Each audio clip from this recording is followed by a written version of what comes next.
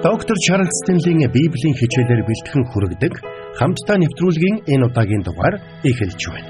Эцэг эхчүүд бид бол энэ дэлхий дээрх хамгийн чухал атлаа, хамгийн хэцүү ажил үргийг хүлээж авсан хүмүүс юм. Бурхан бидэнд үр хүүхдүүддээ Бурханы тухай зааж, Бурханыг таньж мэдэхтэн туслах чухал үүрэг хариуцлагыг өгсөн. Тэр утгаараа бид хүүхдүүдэд хэрхэн өсгөж байгаагаараа Бурханы өмнө тайлбарна гэсэн үг.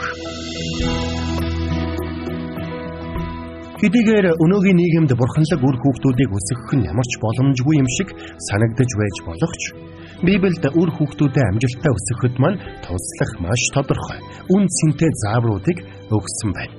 Тиймээс өнөөдөр хамтдаа амжилттай эцэг эх байхын нууц гэсэн сэдвээр суралцгаая.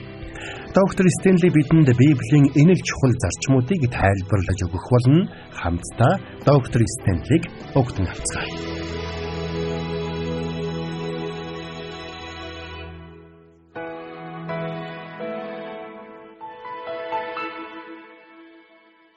Хүүхэд нэг бүрт эцэг эх хамгаас чухал байдаг юм.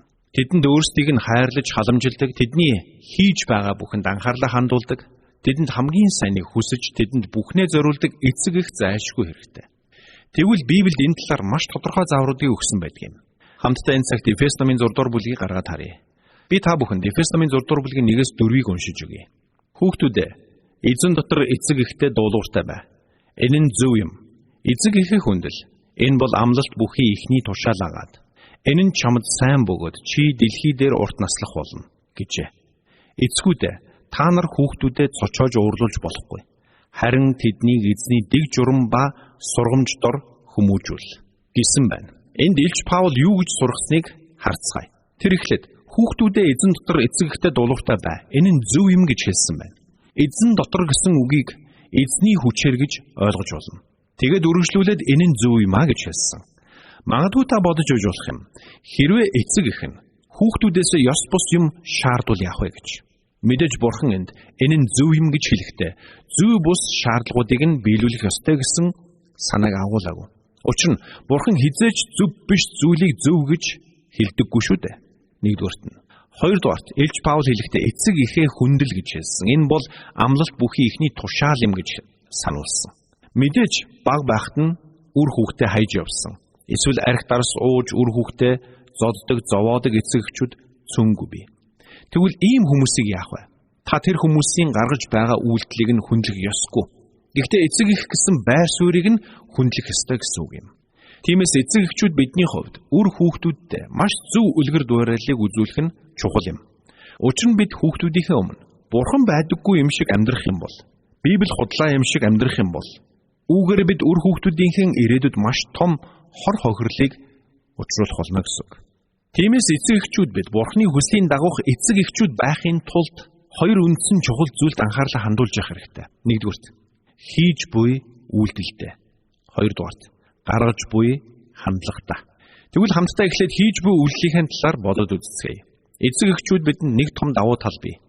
Өсөж том болоход минь энэ зүйлийг хэн нэгэн надад заасан ч болоосоо гэж боддог. Тэр бүхнээ үр хүүхдүүдэд зааж өгөх боломж бидэнд бий гэсэн үг. Хүүхдүүд анхнаасаа л эцэг эхээ хайрлаж, тэднийг хүндлэхийг хүсдэг гэдэгт би итгэдэг. Бурхан энэ хүслийг анхнаас нь тэдэнд өгсөн гэдэгт итгэдэг. Тэд төрөхдөө л эцэг эхээ хайрлах сэтгэлтэй төрдөг. Гэвч эцэг эхчүүд бидний байгаа байдал, хийж буй үйлдэл, гаргаж буй хандлагаас болоод хүүхдүүд маань аажмаар эцэг эхээ хайрлаж хүндлэх боломжгүй байдалд хүрдэг юм. Энэ тохиолдолд гол хариуцлага хэн дээр буух вэ? Эцэг эхчүүд бид өөрсдөө хүүхдүүдтэй сайн эцэг эх нь байж чаддгүй хэрнээ. Хүүхдүүдийг сайн хүн болж хүмүүжих ёстой гэд байвал яах болж байна? Үндэ олон хүүхэд эцэг эхтэйгээ түнжин хагарч, гэрээсээ зүхтааж, буруу замаар орох шалтгаан нь үндэ эцэг эхчүүд өөрсдөө байдаг юм. Учир нь эцэг эх нь тэднийг ойлгохгүй. Тэдэнд санаа тавихгүй байгаа болохоор тэд энэ бүхнийг өөр газраас хайсандаа гэрээсээ явчихдаг юм. Тэгвэл үр хүүхдүүдэд амжилттай өсгөх гол нууц нь юу юм бэ? Жинхэнэ амжилттай эцэг эх гэж ямар хүнийг хэлэх юм бэ? Минийхэр бол хийж буй үйлдэл болон гаргаж буй хандлагаараа дамжуулан өөрийн итгэл үнэмшлийг үр хүүхдүүдэд итгэмжтэйгээр дамжуулан өгч, үр хүүхдүүдэд Бурханыг таньж мэдэхт нь туслаж, тэднийг Бурханы хүслийн дагуух амьдралаар амьдрахад нь бүрэн дүүрэн бэлтгэж өгч чадсан эцэг эхийг жинхэнэ амжилттай эцэг эх гэж хэлнэ. Энэ бол жинхэнэ амжилттай эцэг эхийн тодорхойлолт юм. Тэгвэл бид үр хүүхдүүдтэй ямар зарчмуудыг сонсгож ойлгуулах шаардлагатай вэ? Би хувьдаа дараах 7 зарчмыг бид үр хүүхдүүдэд заавал заах ёстой гэдэгт үнэхээр итгэдэг. Зөвхөн эдгээрийг сонсоод зогсохгүй, харин тэдгээрийг нь ойлгож ухаарад хэрэгжүүлэх хэрэгтэй гэдэгт итгэдэг. Тиймээс эцэг эхчүүд бидний хувьд эдгээр зарчмуудыг үр хүүхдтэй үгээрээ болон үйлдэлээрээ зааж сургаж, дамжуулж, өвлүүлж өгөх нь маш чухал юм шүү. Бид хүүхдүүдтэй ямар нэгэн зүйлийг тушаагаад би ингэж хэлсэн учраас чи хийх ёстой гэж шаардах нь хангалттай биш ээ. Харин бид тэр шаардаж байгаа зүйлээ өөрөө үйлддэг байх нь чухал гэдгийг бид санах хэрэгтэй. Тэгвэл эдгээр нь ямар зарчмууд юм бэ? Бид эдгээр зарчмуудыг илэрхийлсэн 7 үгийг та бүхэнд хэлж өгөх болно. Та нар тэмдэглээд аваарай. Эхний үг нь сүнслэг гэсэн үг байна. Энэ нь сүнслэг зарчмуудыг илэрхийлж байгаа юм. Та бүгд анхаарай. Эцэг эхчүүд бид бүгдээрээ хүүхдүүдтэй Есүс гэж хэн болохыг, бид хэрхэн авралыг авахыг, гим нүглээ хэрхэн уучлуулахыг, Есүс Христийг аврагч эзнээ болгон хэрхэн хүлээн авахыг болон итгэлийн амьдралаар амьдрахын чухлыг зааж өгөх учиртай. Мөн бид Бурхны үгийг уншиж судлахын чухлыг хүүхдүүдэд зааж өгөх ёстой. Тэгвэл бид үүнийг хэрхэн зааж сурах вэ? Хүүхдүүдийнхээ өмнө бид өөрсдөө Библи уншдаг байх ёстой. Тэдэнд Библиэд юуг өгүүлдэг талаар ярьж өгч, тэдний асуусан асуултуудад хариулж, хоорондоо хэлэлцэн зөвлөлдөж, амьдралын аливаа нөхцөл байдал донд Библийн дагуу хэрхэн хариу үйлдэл үзүүлэхийг тэдэнтэй ярилцах хэрэгтэй. Бурхны үгэнд энэ талаар юу гэж хэлсэн байдаг вэ? Энэ талаар Бурхны үг болох Библиэд чухам юу гэж бичигдсэн байдгийг хамтдаа харцгаая гэж хүүхдүүдтэй хэлдэг байгаарай. Тэдэнд Бурхны үгийн чухлыг зааж сургаж өгөөрэй. Цаашлбал тэдэнд хэрхэн залбирахыг ч мөн зааж өгөөрэй. Үүндээ хүүхдүүд хэрхэн залбирч сурдаг юм бэ? Эцэг эхийнхээ залбирч байгааг сонсож, харж, дагаж залбирч сурдаг юм. Тэгэхээр эхний зарчим нь эцэг эх болсон та Бурхны өмнө хүүхдүүдтэй хэрхэн даруй дуулууртаагаар амьдрахыг зааж сургах үүрэгтэй байх нь. Та тэднийг уурлуулж бухимдуулалгүй, харин тэднийг эзний замаар хөтлөн дагуулах учиртай. Энэ бол таны үүрэг хариуцлага. Амжилттай эцэг эх гэдэг бол хийж буй үйлдэл болон гаргаж буй хандлагаараа дамжуулан өөрийн итгэл үнэмшлийг үр хүүхдүүддээ итгэмжтэйгээр дамжуулан өгч, үр хүүхдүүдэд Бурхныг таньж мэдхэд нь туслаж, тэднийг Бурхны хүслийн дагуух амьдралаар амьдрахад нь бүрэн дүүрэн бэлтгэж өгч чадсан тэр эцэг эхийг хэлж байгаа юм. Хэрвээ хүүхдүүд чинь Бурхныг таньж мэдээгүй, тэдний амьдралд хандсан Бурхны хүслийг таньж мэдээгүй бол ирээдүйн амьдрал нь хаашаа эргэж болохыг та төсөөлж байна уу? Хоёрдугаарт, таны хүүхдүүдэд зааж өгөх ёстой 2 дахь чухал зарчим бол ёс суртахуун юм. Хүүхдүүдэд та хэрхэн үнэнч шударга байхыг заагаарай. Чи аав ээжтэй худлаа ярихдаа зөвхөн аав ээжтэй биш Бурханд худлаа ярьж байгаа гэдгийг санаарай гэж та тэдэнд хэлж өгөөрэй. Учир нь хүүхдүүд бурханлаг эцэг эхтэй дуулуургүй хандах үедээ Бурханд дуулуургүй хандаж байгаагаа мэдэх учиртай. Тэд эцэг эхтэй хүндлэлгүй хандах үедээ Бурханд мөн хүндлэлгүй хандаж байгаагаа мэдэх учиртай. Тиймээс хүүхдүүд шулуун шударга байх, үнэнч байхын чухлыг ойлгох хэрэгтэй. Бид хүүхдүүдээ өсгөхдөө тэдэнд цэвэр ариун байдлыг, бие махбодоо хэрхэн санаа тавихыг, юу хийж болохыг, бас юу хийж болохгүйг зааж өгөх ёстой. Бид тэдэнд Бурхны үгийн дагуух ёс суртахуунаар амьдрахыг заах ёстой. Бид бас тэдэнд Бурхны үгийг зөрчих, мэс чанарынхаа эсрэг зүйлийг хийх нь ямар хортой, үр дагавартай болохыг нь зааж өгч сургах хэрэгтэй. Таны хүүхэд өсөж том болоод Бурхны хүслийг таньж мэдсэн, амьдралд нь хандсан Бурхны зорилгыг ойлгож ухаарсан хүн болоосой гэж та үнэнхээр хүсэж байна уу? Тэдэнд хандсан Бурхны зорилгыг биелүүлээсэй гэж хүсэж байна уу? Тэгвэл энэ бүхэн танаас ба таны гэрээс эхэлнэ гэдгийг санаарай. Үүнд эцэг эх хоёр хоёулаа чухал үүрэгтэй. Гэвч харамсалтай нь өнөөдөр гэр бүл салалт маш их байна. Үүнээс болоод хүүхдүүд ёс суртахууны хувьд хэнийг дуурайж, хинээс ямар үлгэр дуурайлал авахаа мэдэхгүй болдго юм. Тэгэхээр эхний зарчим нь сүнслэг байдал. Хоёр дахь нь ёс суртахуун байна. За тэгвэл 3 дахь зарчмыг хэлж өгье. Энэ бол харилцаа гэсэн зарчим байна. Бид хүүхдүүдтэй хэрхэн бусдад харилцахыг зааж сурах ёстой. Хүүхдүүд маань өсөж том болоод ирээдүйн эхнэр эсвэл нөхрөө хэрхэн хайрлаасай гэж та бодож байна. Тэд ирээдүйд бусдыг хэрхэн хайрлаж халамжилдаг хүн болох вэ гэдэг нь өнөөдөр таны гэрт байхдаа юу сурсан бэ гэдгээс шалтгааллах болно. Хэрвээ танаа гэрт амин хуваа хичээсэн үзэл, бардамнал, ихэрхэл ноёрхдог бол хүүхэд чинь том болоод тийм л хүн болж төлөвшөх болно. Тиймээс бид хүүхдүүдтэй бусадтай хэрхэн харилцахыг зааж сургах ёстой юм. За тэгэхээр би дахин давтъя. Бидний хүүхдүүдэд зааж сургах учиртай эхний зарчмын сүнслэг, хоёр дахь нь ёс суртахуун, гурав дахь нь харилцаа байсан. За тэгвэл дөрөв дахь нь ажил мэргэжил юм. Хүүхдүүдэд зөв мэдлэг боловсрал эзэмшигт нь чиглүүлэх үндсэн үүрэг хариуцлага эцэг эхэд оногддог юм а. Бурхан тэднэр юу хийхийг хүсэж байгааг олж мэдэхэд нь бид хүүхдүүддээ туслах ёстой. Амьдралаа өрн таран хийх, амьдралаараа хөрөнгө оруулалт хийх хоёрын ялгааг бид хүүхдүүддээ ойлгуулах хэрэгтэй. Боловсрал эзэмшиж, ажил мэргэжилтэй болох нь зөвхөн мөнгө олохын тулд биш гэдгийг бид тэдэнд ухааруулах хэрэгтэй. Амьдрал гэдэг зөвхөн мөнгө олохын төлөөх тэмцэл биш гэдгийг ч тэдэнд ойлгуулах хэрэгтэй. Учир нь таны хүүхдүүддээ хандсан Бурхны хүсэл зорилго төлөвлөгөө гэж бий. Магадгүй та дотроо би энэ бүхний хүүхдүүддээ заахыг хүсэж байгаагаа хэрхэн ойлгуулах вэ гэж бодож байж болох юм. Тэгвэл та зүгээр л ингэж хэлэхэд болно. Надад миний аав ээж олон чухал зарчмуудыг зааж өгөлгүй өсгсөн. Би тэр бүхнийг бага наснаасаа мдэггүйдээ одоо ч харамсдаг юм. Тэгвэл би одоо тэр бүхнийг ойлгож мэдсэн. Тиймээс тэр бүхнийг чамд миний охин зааж өгөхийг хүсэж байна. Учир нь би чамд хамгийн сайныг хүсдэг. Би чамайг хайрладаг. Бурханаас бэлдсэн хамгийн сайн сайхныг хүлээж аваасай гэж би үнэхээр хүсдэг юм. Энэ бурханлаг зарчмууд нь чиний амьдралд үнэхээр хэрэгтэй гэдэгт итгээрэй хүүхдүүд минь гэж хэлэхэд л хангалттай юм шүү дээ. Ингэснээр та хүүхдүүдийнхээ амьдралд гайхамшигтай нөлөөг үзүүлж эхлэх болно. Учир нь нэгдүгээрт ингэж хэлснээр та өөрийн сул талаа хүлээн зөвшөөрөхтэй бэлэн байгаагаа харуулж байна. Хоёрдугаарт хүүхдүүдэд илэн далангүйгээр би чамд хамгийн сайныг хүсдэг, би чамайг хайрладаг. Би чамайг Бурхны хүслийн дагуу хүн болохыг үнэхээр хүсэж байна. Хэн нэгэн хүнд таалагдахын тулд хичээдэг биш, харин Бурхан таалагдахыг хичээдэг, эрмэлздэг хүн болгохыг хүсэж байна гэж хэлж байна гэсэн үг. Тиймээс хүүхдүүдтэй ажил мэргэжилтэй холбоотой чухал зарчмуудыг зааж өгөх нь маш чухал гэдгийг та битгий мартаарай. За ингэж цаашлие.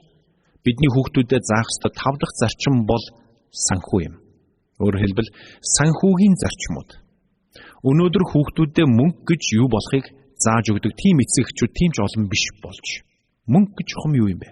Мөнгөний зорилго чухам юу юм бэ? Гэдгийг зөвөр зааж өгдөг эцэг эхчүүд тийм ч олон биш байна. Бид мөнгө цуглуулж баян болоод эрт тэтгэврт гараад үлдсэн амьдралдаа юу хүснээ хийж амьдрах нь бидний туйлын зорилго биш ээ. Өнөөдөр маш олон хүн дэндүү залуугаасаа тэтгэврт гарах талаар ярих болж. Тэд аль болох хурдан ажил хийхээ болоод хүснээ хийж амьдрахыг хүсдэг болж. Гэтэл энэ бидний амьдралын туйлын зорилго биш гэдгийг тэдэнд хэл. Бидний амьдрал дэмий хоосон өнгөрөх биш, харин үр бүтээлтэй өнгөрөх ёстой. Бидний амьдралын зорилго бол үр жимс юм. Бидний амьдралын зорилго бол Бурхныг алдаршуулах явдал юм. Гэвч энэ санааг ойлгож ухаардаг хүн маш цөөхөн байна.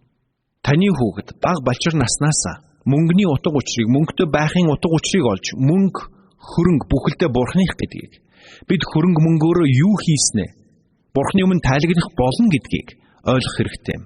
Тиймээс та хүүхдүүдэд санхүүгийн зарчмуудыг зөвөр ойлгуулж зааж өгөх нь чухал байна. За тэгвэл мөн цаашлие. Бид үр хүүхдүүдэд зааж өгөх ёстой 6 дахь зарчим бол эрх мэдэл юм. Та гайхаж магадгүй. Олон хүн хүүхдүүдэд эрх мэдлийн тухай огт заадаг. Тэр тусмаа бидний амьдралын хамгийн дээд эрх мэдэл бол Бурхан гэдгийг зааж өгдөггүй. Гэтэл угтаа бол бидний хүн нэг бүр хожим нь Бурханы өмнө амьдралаа тайлагнах болно. Харамсалтай нь маш олон хүүхэд энэ талаар ямар ч мэдлэг ойлголтгүйгээр өсөж байна. Эцэг эхчүүд нь миний хэлснээр үг дуугүй хий. Томоотой бай. Би бол чиний ээж, чиний аав. Миний хэлснийг л үг дуугүй дагдаг бай гэж сургаж өсгөж байна.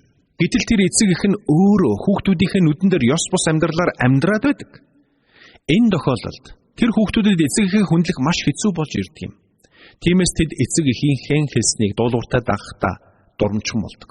Тэгвэл таны хүүхдүүдийн хувьд хамгийн дээд эрх мэдэл бол 1-р Бурхан, 2-р эцэг эх, 3-р чуулган, сүнслэг удирдагч нар, 4-р сургуулийн багш хамт олон, 5-р улс орны удирдагчид, албан тушаалтнууд гэдгийг та ойлгуулж өгөөрэй. Бид бүгд дээд эрх мэдэлтнийхээ өмнө хариуцлага хүлээж амьдрах ёстой болдог гэдгийг бид хүүхдүүддээ ойлгуулж өгөх хэрэгтэй юм. Тиймээс эцэг эхчүүд бидний хувьд хүүхдүүддээ хамгийн түрүүнд Бурханы өмнө амьдралаа тайлагнах болно гэдгийг ойлгуулах хэрэгтэй.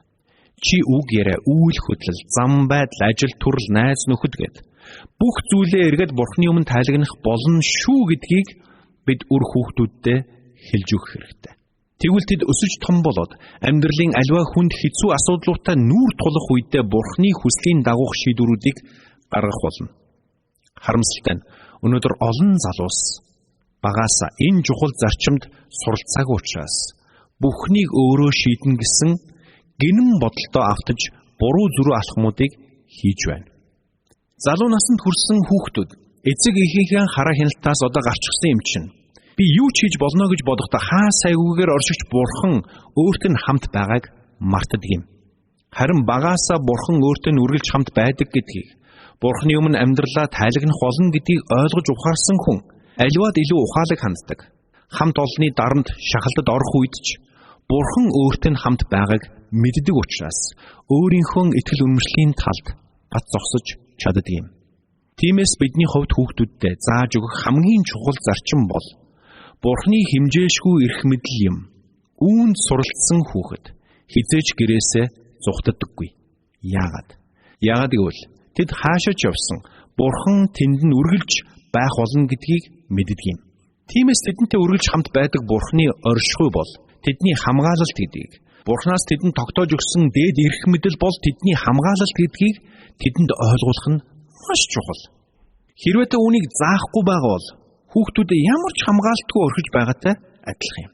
За ингээд эцэст нь бидний хүүхдүүдэд ойлгуулж өгөх сүүлийн зарчим бол хувь хүн юм. Энэ юу гэсэн үг вэ? Энэ нь таны хүүхэд дотроо өөрийгөө би үнцэнтэй нэгэн гэж ойлгох ёстой гэсэн үг юм. Тэд багаасаа өөрсдийгөө үнцэнтэй нэгэн гэдгээ хүлээн зөвшөөрөх ёстой гэсэн үг. Тэд өөрсдийгөө үнцэнтэй нэгэн гэдгийг ойлгож зогсохгүй. Үнцэнтэй гэр бүлийн нэгэн хэсэг гэдгээ ойлгох ёстой. Өөрөөр хэлбэл тэд өөрсдийн харьяаллыг мэдэх ёстой гэсэн үг. Аливаа хүн өөрийгөө хаа нэгэн газартай харьяалтай гэдгийг мэдрэх нь тэр хүнд маш хүчтэй аюулгүй байдлыг мэдрүүлдэг. Тийм учраас л олон залуус янз бүрийн бүлэглэлд нэгддэг юм. Яагаад гэвэл үүгээрээ тэд өөрсдийгөө ямар нэгэн зүйлийн нэг хэсэг гэдгийг хүчтэй мэдэрдэг. Мөн бидний үр хүүхдүүд өөрсдийнхөө ур чадварыг мөн мэдрэх ёстой.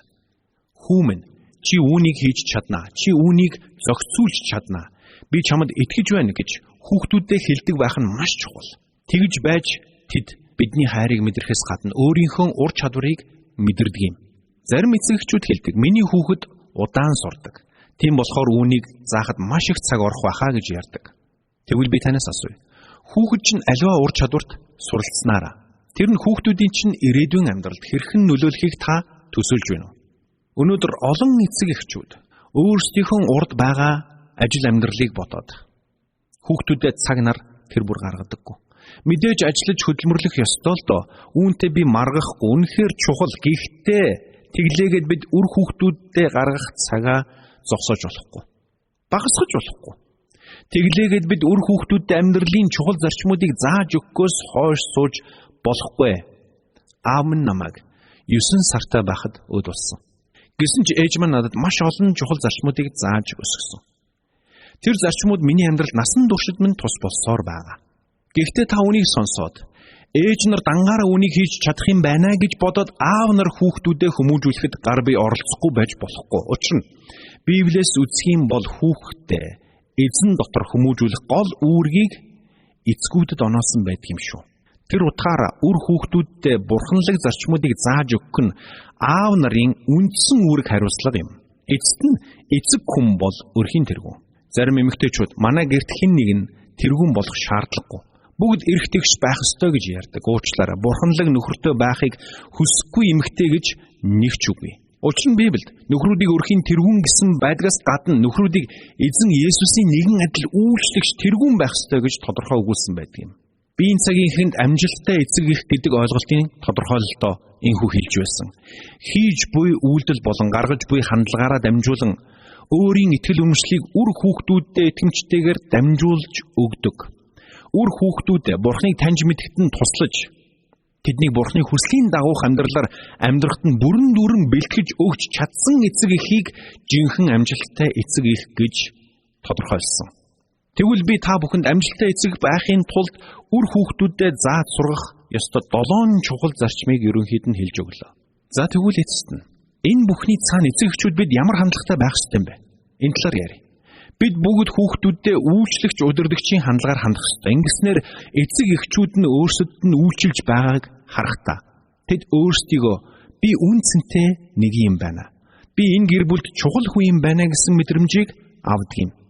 Тиймээс бид дээрх зарчмуудыг хүчээр тулгаж зааж өгөхөөс илүүтэйгээр үйлчлэгч хандлагатайгаар, үйлчлэн манлайлах хандлагатайгаар зааж өгөх нь чухал. Тэгвэл үйлчлэгч хүн ямар байдаг юм бэ? Хамгийн түрүүнд үйлчлэгч хүн сахилга баттай байдаг юм. Тэд хайраар үйлчилдэг юм. Шаардлагатай үед хатуу чанд байж чаддаг юм. Тэд найдвартай, тусч, хариуцлагатай, урам зориг өгч байж чаддаг юм. Үнэн дээр хүүхэд нэг бүрт яг л ийм аав, яг л ийм ээж хэрэгтэй юм. Бурхан бидэнд амжилттай эцэг байх үүрэг хариуцлагыг өгсөн бол үүнийг гүйцэлдүүлэх арга замыг ч мөн өгсөн гарцаагүй юм. Тэр бидэнд ямар нэгэн зүйлийг даалгасан бол бидэнд тэр бүхнийг хийх хүчийг заавал өгдөг юм. Харин бидний хувьд даруй зүрх сэтгэл, үйлчлэн манлайлах хандлагатайгаар үр хүүхдүүдэд өсгөж хүмүүжүүлэх нь чухал байна. Энэ биднээс өгөөмөр сэтгэл, тууштай байдлыг шаарддаг юм. Хүүхдэд ганцхан удаа хэлээд өгөх нь хангалтгүй. Хүүхэд гэлтгүй. Том хүнч нэг хэлүүлээд шууд ойлгох нь бага байдаг шүү дээ.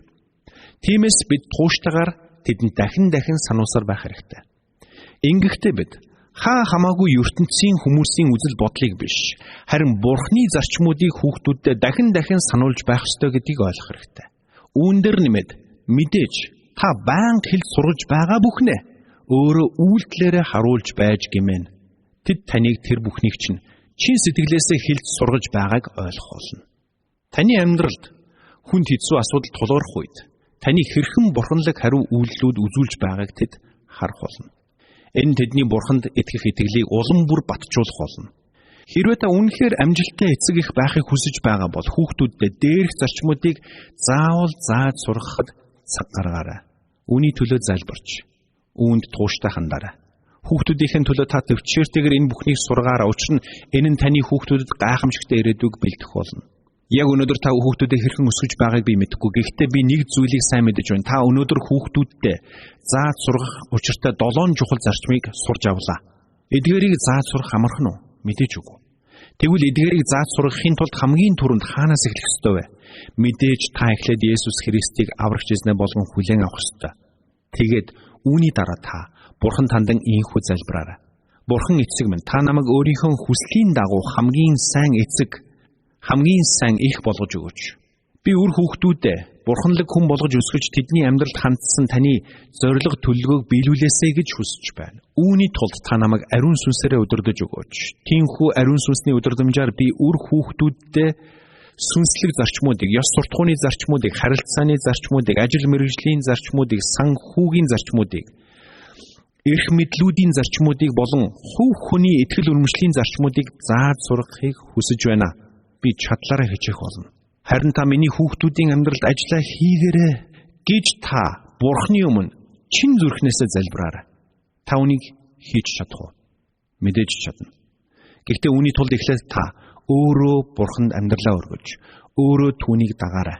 Ингэж амжилттай эцэг байхын тулд Бурханаас тусламж гуйн түүний хүч чадлаар амьдарч байх хэрэгтэй юм шүү. Хамтдаа нэвтрүүлгийн өнөөдрийн дугаарт доктор Стенли бидэнд хүүхэд өсгөн хүмүүжүүлэх талаар маш тодорхой заавруудыг өглөө. Хэрвээ хүүхдүүд маань өнөөдөр яригдсан зарчмуудад суралцах юм бол эдгээр зарчмууд нь тэднийг бүхий л амьдралынхын туршид удирдан чиглүүлэх болно. Гэхдээ бид нэг зүйлийг санах хэрэгтэй.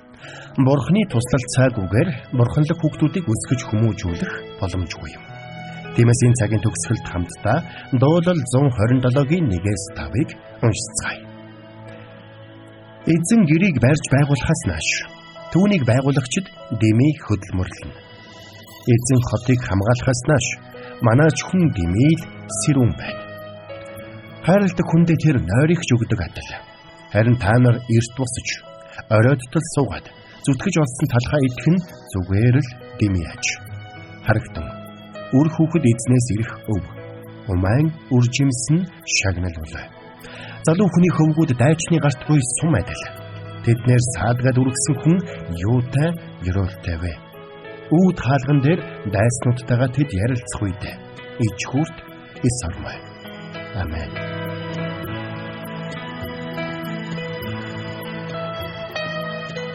Бурханд тэмүүлсэн сэтгэл хүмүүсийг энэрхсэрхээр амьдрахад туслах номлогч доктор Чарлз Стенлигийн хамттай нэвтрүүлэг сонсогч танд хүрлээ. Нэвтрүүлгийг дахин сонсохыг хүсвэл Итгэл радио.com-оор зочлоорой. Бидэнтэй холбогдохыг хүсвэл 8085 99 тэгтэг дугаард хандаарай.